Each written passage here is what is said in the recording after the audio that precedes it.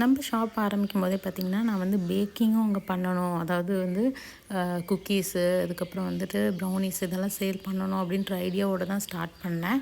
But வந்து அதுக்கு வந்து இன்னும் டைம் வரல. பட் அதுக்காக ஸ்பேஸ் வந்து ஒதுக்கி வச்சுருந்தேன்.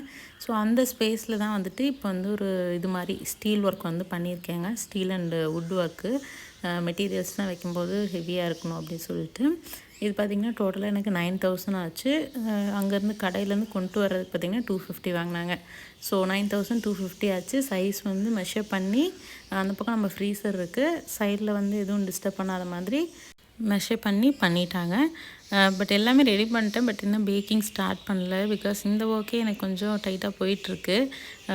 புதுசாக ப்ராடக்ட் அப்டேட் பண்ணிட்டுருக்கோம். நிறைய ப்ராடக்ட்ஸ் வாங்கிட்டுருக்கோம். ஸ்டார்ட் பண்ணும்போது கொஞ்சமாக தான் இருந்தது. இப்போ வந்து பார்த்திங்கன்னா ஷாப்பே ஃபுல்லாக இருக்குது, ஸ்பேஸே இல்லை, அந்த மாதிரி இருக்குது. ஃப்யூச்சரில் மேபி நம்ம பேக்கிங் வந்து ஸ்டார்ட் பண்ணிடுவோம். இப்படி தாங்க அந்த ஸ்பேஸ் வந்து டர்ன் அவுட் ஆகிருக்கு. ரொம்பவே நல்லாயிருக்கு. நான் அமேசானில் வந்துட்டு ஒரு ரேக் வந்து ஆர்டர் பண்ணியிருந்தேன். DIY தான். பட் வந்து அது ஸ்டர்டியாகவே இல்லை. நம்ம அவன்லாம் வைக்க முடியாது, அதுக்கப்புறம் ரா மெட்டீரியல்ஸ்லாம் வைக்க முடியாதுன்னு சொல்லிட்டு நான் வந்து அதை ரிட்டர்ன் போட்டுட்டேன். இது வந்து நான் சொல்லி செஞ்சனால என்னன்னா, எனக்கு கன்வீனியன்ட்டான சைஸில் இருக்குது. ரொம்ப நல்லாயிருக்கு. குவாலிட்டியும் சூப்பராக இருக்குது. உங்களுக்கு பிடிச்சிருக்கான்னு சொல்லுங்கள்.